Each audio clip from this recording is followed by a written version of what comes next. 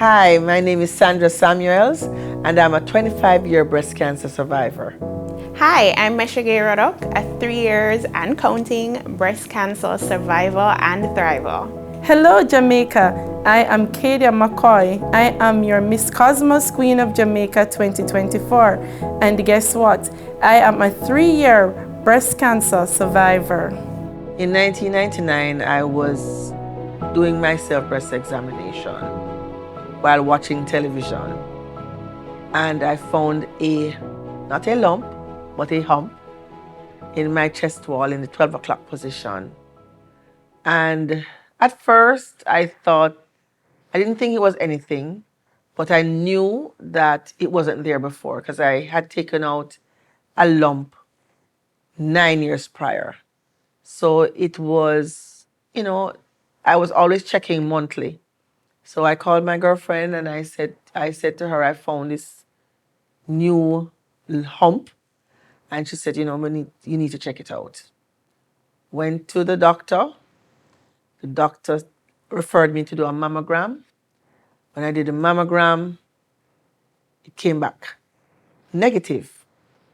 But there was something in my belly, in my spirit, that told me that something was just wrong, that wasn't there before and I need to get further testing. So Dr. Clark said to me, you want to do further testing? And I said, sure. And he did an ultrasound, and the ultrasound showed the area of mass. Then he went on to do, or should I say, Dr. Alexander did a needle biopsy, which took about 3 to 4 weeks to get back the results. And let me tell you, when I did go and get the results, it was just shock. It was just a shock to know when he said, you have breast cancer. At first, I was wondering what he was saying. I was confused.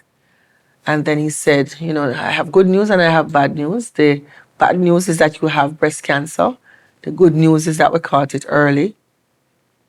And he referred me to Dr. Smith, who then checked underneath my arm, which nobody told me about before. He said, you didn't check underneath your arm? I said, no, sir, nobody told me about checking underneath my arm. And there was a lump underneath my arm as well. And he said, so what you doing next week, Tuesday? I'm saying, what do you mean next week, Tuesday? I want to schedule surgery for next week, Tuesday. I said, no, sir. I have a business that I have to run. It's November, and I cannot go and lie down in any bed, not knowing what's going to happen to my business, because that was a priority for me, plus the bill I have to pay when I get out of the hospital. So he put me on tamoxifen, and then I had the surgery 2 weeks' time. My girlfriends, God bless them, they jumped on a plane with me. We went and we bought the goods.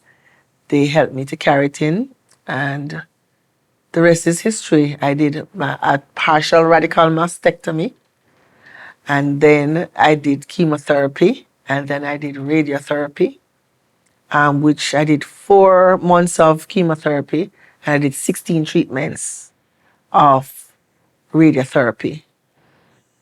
All I can say is the shock, the bawling, my friends bawling, but then you sober up after a while and you said, okay, what's next? What's next? And what's next took me to reach the recovery, starting my journey as an advocate for breast cancer. I first found a lump in my breast back in July of 2021. I mean, I was somebody that was usually aware of my body, so I do self-exams, I check primarily after the shower, during the shower.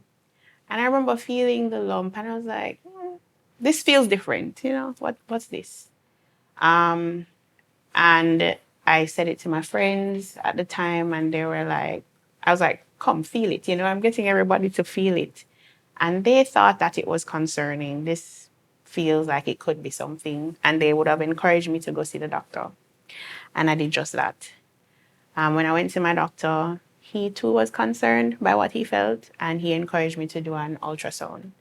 At the time, I mean, I've heard women talk about lumps in the breast being just a lump in the breast. So I was certainly not thinking cancer at the time. Because how old are you? I was 28. 28. So I would have gone to the ultrasound following my doctor's recommendation, and the radiographer came in and said to me, it doesn't appear to be a cyst. It appears to have blood vessels attached to it. This looks like a mass. And his recommendation from that would be to do a biopsy or an MRI. My doctor encouraged me to go ahead with the biopsy, which, I mean, I'm braving up because this kind of medical thing is new to me. I've never been to the hospital. I've never had a medical scare before then. And I went to do the biopsy, and it took a while to get back the results, about 6 weeks.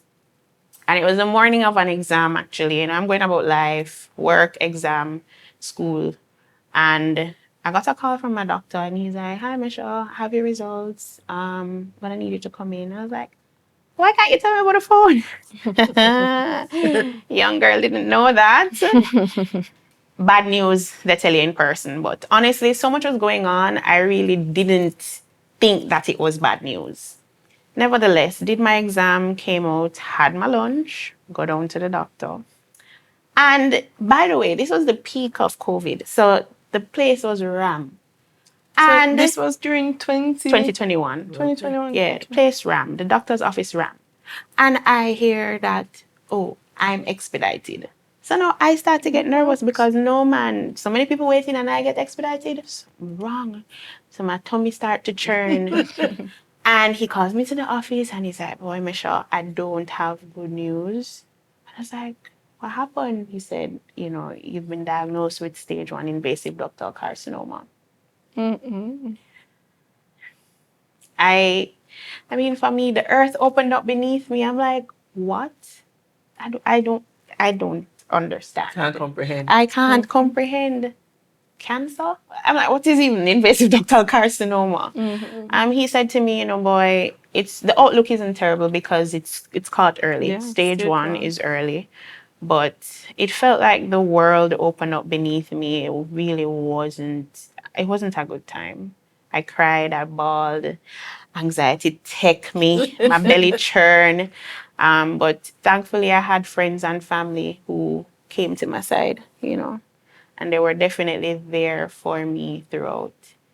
And he would have referred me to an oncologist as well. And the journey kind of started there. Wow, it was like a whirlwind. Whirlwind, I can just yeah. imagine because it was the same for me. I was diagnosed back in 2020, just at the age of 30. Yes, I was taking a bath when I felt the lump. I was doing my own self-examination, just like we encourage all the ladies to do, because that's how I discovered mine. And I said to my husband that there's a lump, and he said that yes, but maybe it's nothing.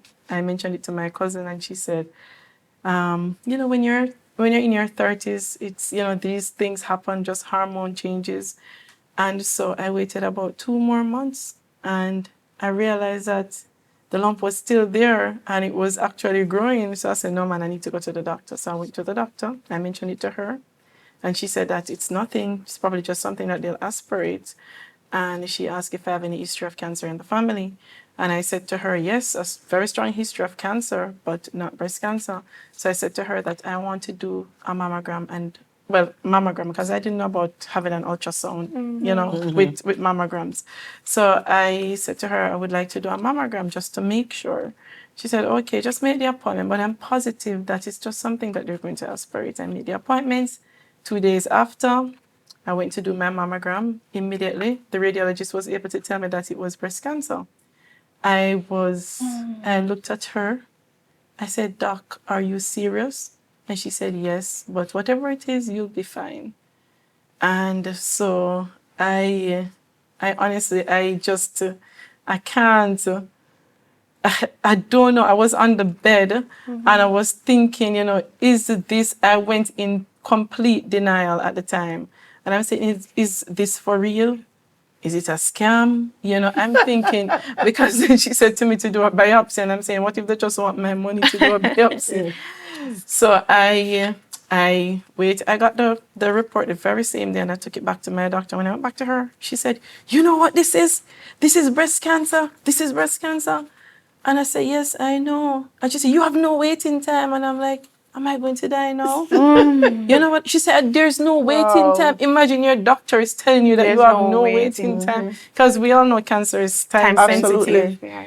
So it was just a whirlwind then. 2 days, 3 days after that, I was doing a surgical biopsy. And after the surgical biopsy, waited 4 weeks, 4 or 5 weeks, right. waited on the results, came back, it was estrogen positive. Before you know it, a week and a half later, I was in surgeries. I did a hysterectomy, the nipple sprain mastectomy, reconstructive surgeries. Was in the hospital, the hooferectomy. I was in the hospital for a little while. I was supposed to stay in the hospital for maybe about 6 days. I said to the doctor, I am not going to heal inside here. I need to go home. Because after all of that, you want to feel normal again. You don't want pity party inside of hospital in bed and everybody saying, oh Lord, she's sick. No, I didn't want that. So I asked him, I made a promise that I would go home and rest. But I didn't. I didn't. And then the breast got infected. So I was at the doctor's office twice per week, aspirating the breast. And then he said, no, we can't do this anymore. I need to go back in surgery. So I went back into surgery. So I did that. I removed the what you call it? Before the implants. The expanders. So he removed the expanders. And then I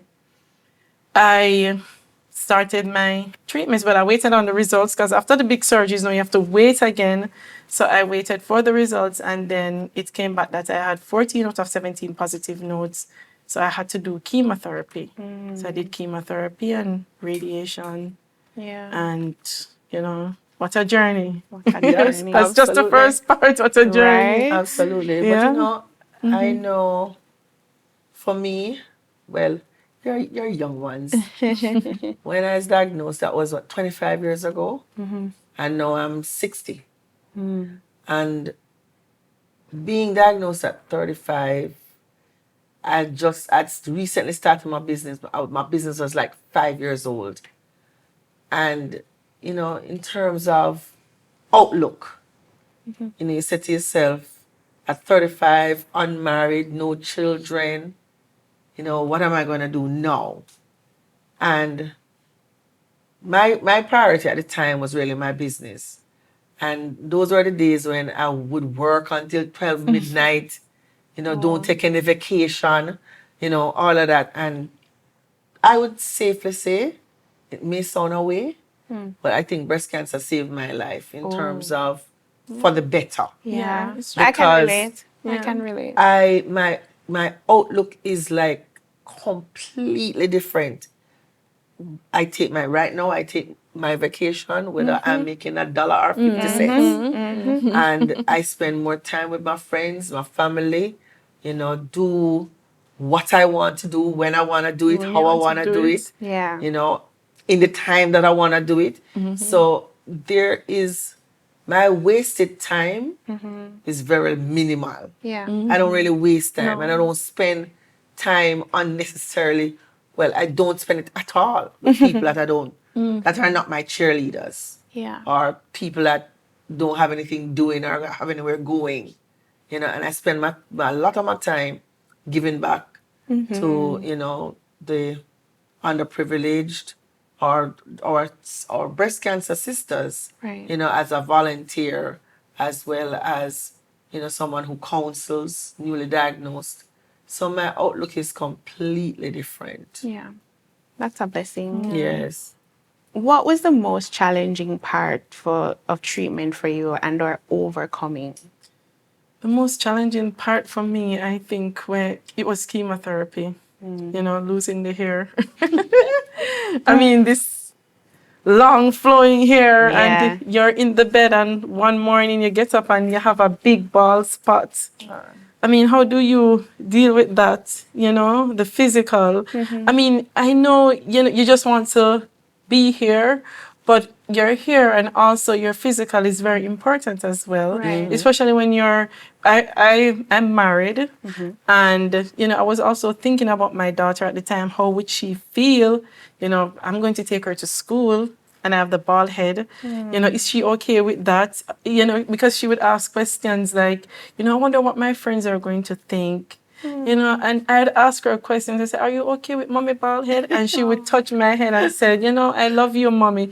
So for me, it was the physical part, that chemotherapy takes away. Yeah, the lashes and just the little bald spots. And yeah, so for me, it was chemotherapy was the most challenging part because it just takes away the physical being. Yeah. Well, I can relate to the post-operative period Right. because I would have done a double mastectomy, a double what they call nipple-sparing mastectomy, and I immediately reconstructed. And let me tell you, the pain, the discomfort, Yeah, it was. it's rough. I had to sleep upright in the bed. Right. I'm a belly sleeper. What? It was a tough time. I remember my caregiver, who was my aunt, who came by my side, and it was tough for her too. I think sometimes we neglect talking about our caregivers, but they're also going through it with us. And I was a miserable wreck because I was in so much pain. I was on like the strongest type of pain medication simply to make me comfortable. And it was really tough. I experienced, of course, the body dysmorphia because it's a new thing in your body. You've lost now your real breast tissue and a silicone has replaced it, and your body is clearly trying to adjust it, probably even trying to repel it. So the change was difficult. I developed what they call ischemia, which is where when the blood not going to the area properly and then it starts to die and it became necrotic. Child, it was rough. It was rough. Recovery after surgery was very difficult for me, and it took a lot of mental fortitude just to push myself through the pain, to remind myself that tomorrow is going to be a better day. Absolutely. I'm here. I'm grateful. But yeah, what about you, Sandra? What I would say to newly diagnosed women, and when I say newly diagnosed, I want to just remember the age range now. I mean, at first when we think about women being diagnosed with breast cancer, you think about 40s, 40s, 50s, 60s. Now we're seeing people in their teens, in their 20s, 30s, many in their 30s, many in their 40s. And what I would, my advice to them, because I remember even 10 years after my surgery, I didn't do any psychological counseling. So, and I thought I was fine because my thing is, I'm tough. When I get out of this, I'm good and I'm good to go. But something happened to trigger me. And I realized that I was not living my 100% self, in that I felt less than to a certain extent. I'm dating. I'm in a pool where women with both their breasts and me going after the same dude, maybe. So you feel like, is he going to like me still because I have one breast? And so what I would advise the young women out there, when they're diagnosed and they have either finished treatment or going through treatment, to get mental fortitude. You need to speak to a counselor to kind of get, in your mind on board with your, what I call your new norm. Because this is not something that you went to supermarket to buy. This is not something that you brought on yourself. Nobody over you. Nobody did anything. There's no family curse. But it's a situation where you just have to mentally come to grips with it and mentally say to yourself, well, this is my new norm and I'm going to live and live fully in spite of. Yeah, man. Self-love. Yeah. Absolutely. And I believe strongly. I have very strong faith. And whatever the situation is, whether you believe, whatever you call your God, or God, or Jehovah, or Allah, or Jah, whatever you call that center, there's always, you need to always get back to that center. And your village ladies, is extremely important. Yeah. You don't want anybody around, pity party kind of situation, Right. feeling sorry for you. You want people in your group to uplift you. Upliftment, yeah. You know what I mean? So those are some of the things that I would recommend. I said to my younger self. Well, I didn't need to tell my younger self because I had it. I had the family support. I had my strong village. My girls were, and the guys. And my friends. It's important. She talk about the bald head. I've never gotten so many kisses in all my life. I mean, everybody, because I had bought a wig to replace my hair, because I cut it like my regular hairstyle, thinking that I just look normal, but then it was so itchy. So I didn't wear it at all. It's So what I used actually to do, uplifted my fighting spirit. what I did, I shaved my head every morning, because I find when you have the little hairs growing, you look sick. Oh, So yes, I would true. Yeah. shave it every morning and polish it and drop on my hoops and put on my makeup and made it into a fashion statement. Right. Now everybody balling off their head. Right. So it's neither here nor there. You know what I mean? Right. So true. it's just it's one of those things that you mentally, I think, is like 70%. If not more. If not Yeah, more man. of the getting Battle. there. It takes Yeah. a strong mental to survive. Yeah, it does. Yeah, man. So what were some of the lifestyle changes that you guys, made after treatments? Well, for me, I was, of the view that, boy, I probably don't need to exercise because, metabolism is on my side. I have a nice little body here going. But I'm not going to lie to you, I started to take stock. And I identified that exercise won't hurt. And about 3 or 4 months post-op, I started to go to see a trainer who took his time with me. So I started to develop a love for exercise because it helped me mentally. And then I started to see the physical changes, which were also good. I would have cut back on drinking. So those are just some lifestyle changes I would have made. And I said to people, when I was first diagnosed, I asked myself, why me? But then after I started to identify why not me, I think breast cancer changed my life. I'm a different and more improved person because of it. Definitely. Absolutely. Yeah, we can attest to that. I mean, I'm here on this journey. Yeah. I'm happy to be a part of a purpose. Yes. And pinking it out. So yes. I'm just glad to be here. Man, it does give you life purpose. Strangely for me, you said pinking it out. Yeah. And I'm saying at one point I started thinking like, why am I embracing pink? I mean, pink is breast cancer, know. And I'm saying that I don't want to embrace pink. But then I realized that, it's a symbol of our strength and resilience. So I totally embrace pink. Like Miss Sandra here is pinked out. She's pinked out. Yeah. For me, I was always an exercise person. I was always a gym person, a hike person. Love activity, love dancing. But as I said, what really changed for me was work ethic. Because I was chasing that dollar. You start your own business, you say, boy, money, we say money. Yeah. But then when you almost don't make it, you say, well, what's the value of money? And you can't take it with you. And you can't take it with you. So what's the value of money? So I started to value my time and value the people in my space and value my staff and value stop and smell the roses. Oh, yeah. That's so true. Yeah. It made a total mental shift for me. Well, you know what I'd love to ask you though, Kaydia? If you had not gone through breast cancer, do you think you would have entered a beauty competition? Was your headspace ever there? Well, I always like pageantry, honestly. Okay. But it's something that I always like. But I think I'm more confident now than before. So, I mean, you said something earlier about breast cancer being the best thing. Yeah. That happened So to you. I think it's the best because I think I'm living my best life. Right. Yeah.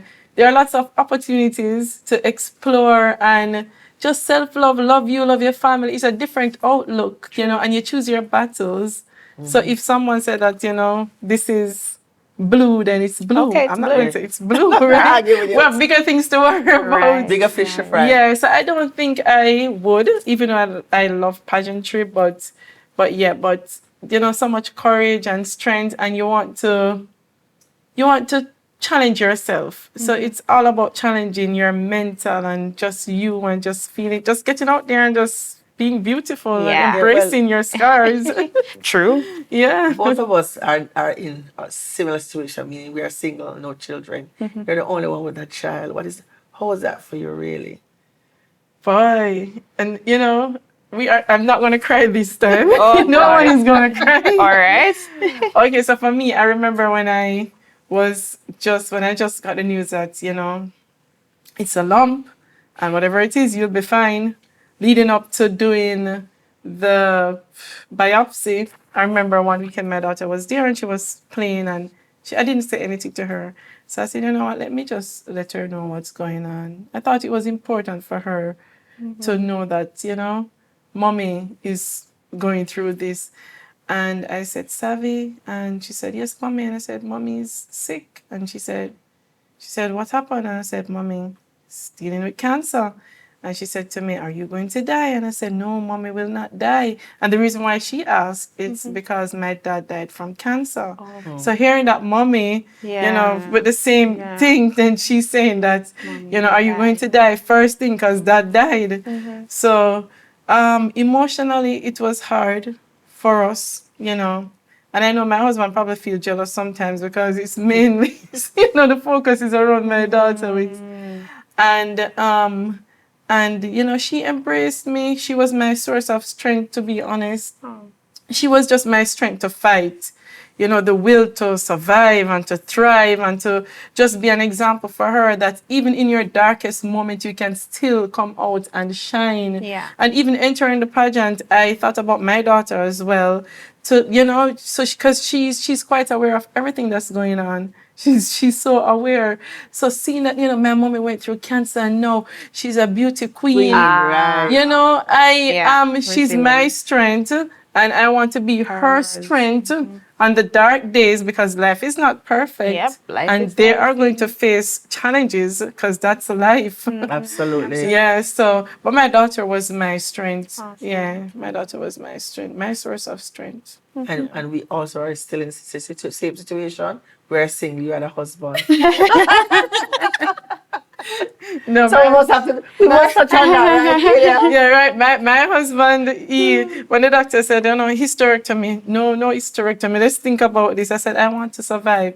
He said, reconstruction. I said, no, take off the breast. My husband said, no, what about the breast? I said, no. I said, I want to survive. So he was against hysterectomy.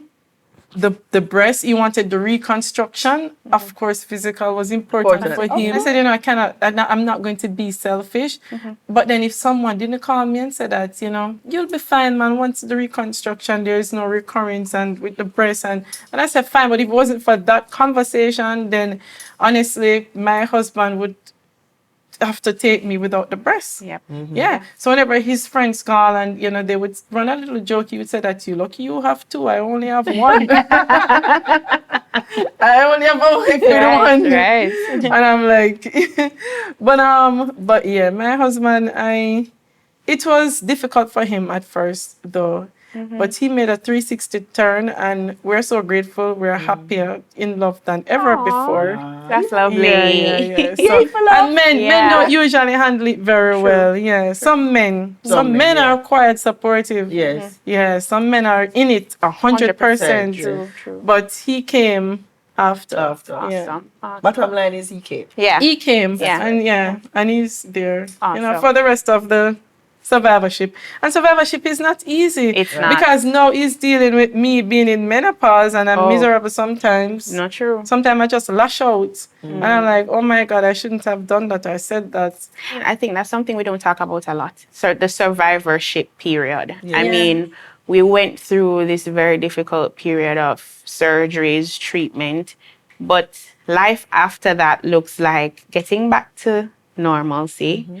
Some people are still undergoing treatment like myself, and my body is different. Right. I am going through hormone therapy, which is something that makes me menopausal at 30, 31. You know, like, that's difficult. I'm experiencing hot flashes. I'm experiencing major dramatic mood swings. And it's an immense change to grapple with, you know, reduced libido.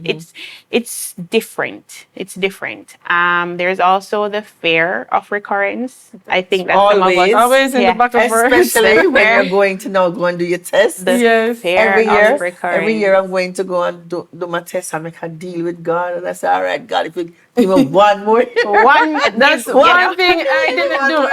I didn't promise. Yeah. No, man, every time I have to psych up myself. But it's positivity. Yeah. You know, we feed ourselves positively, and I think it also taught us to take every day with a grateful heart. You know, Absolutely. Gratitude every go time. about life gratefully. Absolutely. Yeah. Gratitude is a must. Is a must. That and prayer. You wake up every day, you see the sunshine, and you say, thank you, you, God, for life. I take my foot off the bed.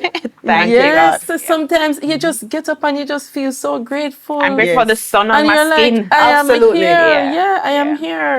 And you just feel so grateful. But what I want to know, though, how did you balance your personal life, your career, you know, while undergoing treatments? All right, so one of my biggest fears, or should I say, the only fear I had, because I had no fear at all of dying. It never even came up. I never said, why me? All I said is, I remember seeing clearly, because there was a Bob Marley show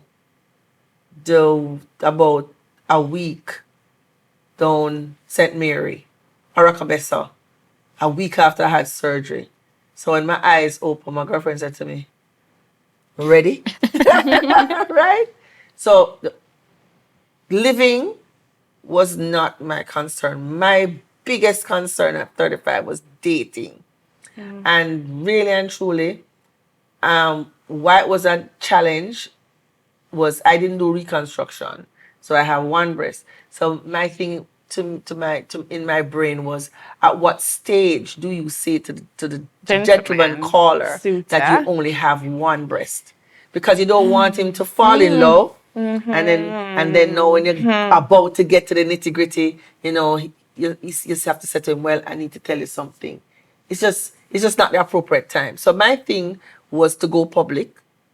And then who knows, and then anybody who stepped to me. So nobody don't get any surprises. Exactly. So anybody who stepped to me and said, look, this is my situation. There's no change to change. This is it. Take it or leave it. And I have not yet, to date, well, the initial person, my first experience, like the first person I tried to date, he said he couldn't deal with it. But then it wasn't about the breast, really. It was really about him being not ready for a relationship, period. And sometimes, you know, you have persons who are fearful, not of the breast situation, but of the possibility of it coming back and them having to probably take care of you and, you know, nurse you back to health and stuff like that. So, you know, it is important that you have that conversation as a young person dating, because you know, I mean, people are human. Yeah. And you need to give them the choice, you know, to make that choice, to choose whether they want to deal with it, yes or no. Yeah. Because, you know, maybe if he said something was missing on him, I'd have to, you know, take a maybe. Right. So I give them that choice straight up, and I've not really had an issue. Awesome. And that was, what, as I said, 25 years ago. Most men, or should I say all men, have dealt with it very well. I mean, this is a discussion that I have at work all the time. I educate my clients and educate my friends. Well, I ask my questions and I answer. So I've never really had an issue. But you know, for the obvious things, when you're in menopause, it comes with certain things. It does. So, you know, you just have to balance that back with, you know, Right. Yeah, with you know. life. I mean, you talk about the personal and career. Truth is, I mean, personally, you really do have to balance like the moods. Like right now, you know, going Right. through treatment, balancing the moods, balancing. I mean, for me, it's not a secret, you know, what I've been through. But it taught me to love myself. So need to. right. So irrespective of what someone else, like a male suitor, is to think, you know, whether he comes looking or doesn't, I'm okay with me. I mean, Right. I do Right. believe we weren't put on this earth to be alone, but at the same time, I'm in this space of loving me so much that I'm okay. I'm Right. okay. When I think about my career, it really did put a pause for me because at the time when I was diagnosed, I was actually looking to start back my degree. And I had to take a leave of absence at the time. And I just look back on everything and I think it's ordinance over my life, how it played out, because right now I'm pursuing my designation. My workplace would have been so supportive at the time when I was going through my experience, you know, supportive emotionally, financially. They really showed up for me. And that's something I think so many other corporate entities can do. You know, cancer isn't a death sentence. The truth is that so many of us have won and can win the battle. So showing up for people, it's the least we can do, you know. So yeah.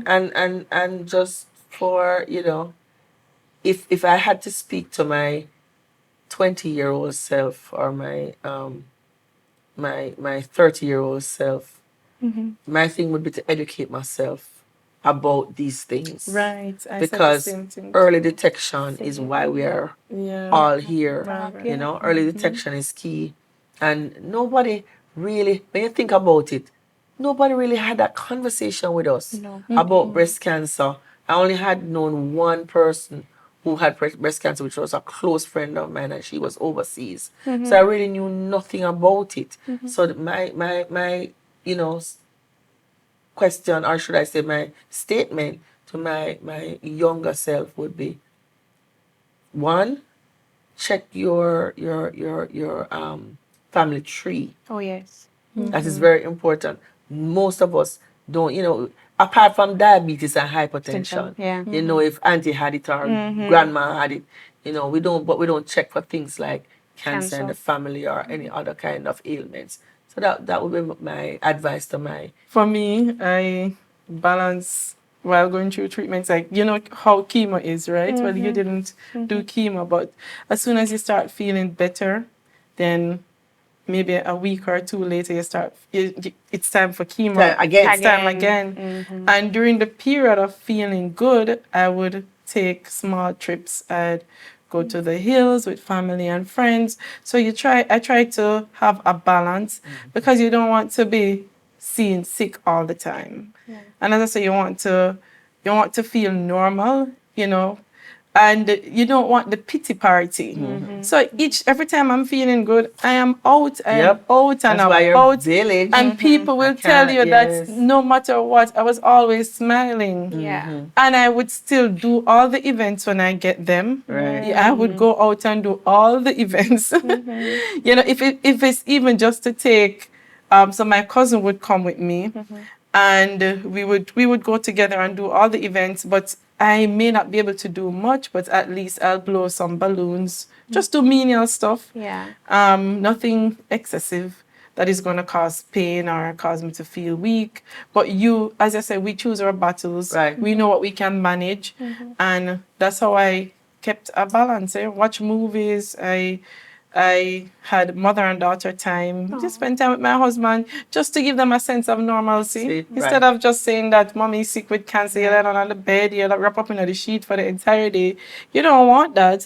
You look up in a dark room. The bed is going to take you over. True. Exactly. You ever notice when you're sick and you tell yourself that you're sick and you're in the bed and you dark up the room and you lie down, you're not going to feel better, you know. That's true. Let me tell you, several times I have to say, no, man. Get up out of this. With your sick self, you know, you get up and all of a sudden you feel better. And you say, man, it looked like the bed was making you sick. True. So yeah, you have to really get up and go out there. You have to find the strength. Grab life with both hands. You have the inner strength, you know. No matter how sick you are, you can get up and move mountains. And I learned that.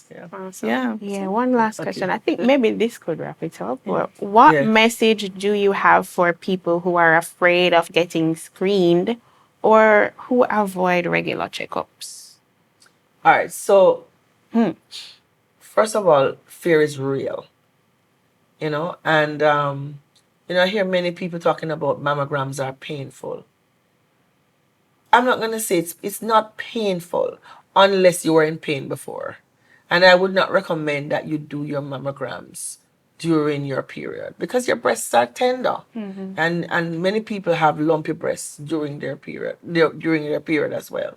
So I would say do your checks like 5 days before your period or 5 days after your period, and always do your self-breast exams. If you're not yet like 35, 40, you want to do your self-breast examination, you know, and check your breast, check in between your breasts, check under your breast, check in your neckline, behind your ears, if there are any lumps, any bumps, any humps, right? Right? Yes, I always say that. Any lumps, because it's not always feeling like a lump. True. You know, so you just have to be aware of your body. And this goes for males and females, because we can't forget that men do get breast cancer as well. And the unfortunate thing about it is that men don't get mammograms.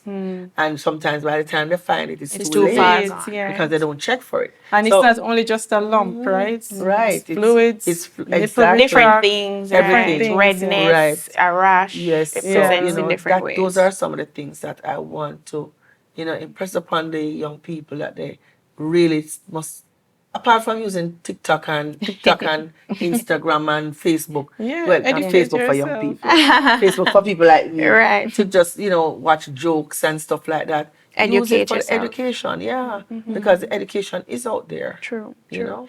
And when they have a speaker, for example, Miss Sandra will probably go and speak on the topic breast cancer, and you see some of them on their phone. Note, you know, she's very interesting, lively and informative, but they're on their phone and they're not paying attention. Pay attention, be attentive, listen, because you can pass on the information to your mommy, your grandma, your aunt. True. You can be a source of support. You can never tell. Or so even be attentive. Yeah, information is very important. Information. Early detection. Early detection saves lives. For me, I'd say ignore nothing. Ignore nothing. Be very in tune with your body. So if you feel something that's different, and especially if it's lingering, get it checked out. Check it out. Ignore nothing. And the truth is, cancer is not a death sentence. We sit here as amazing women, you know, able to live, breathe, enjoy life, and encourage others. It's not a death sentence. So it's not something you want to develop any fearful energy around, you know, checking out yourself or any issues you may have within your body. Get to know you, come into oneness with you, love you, and don't be afraid to go and check if something feels different, seems different, or sounds different. Just ensure that you take that accountability.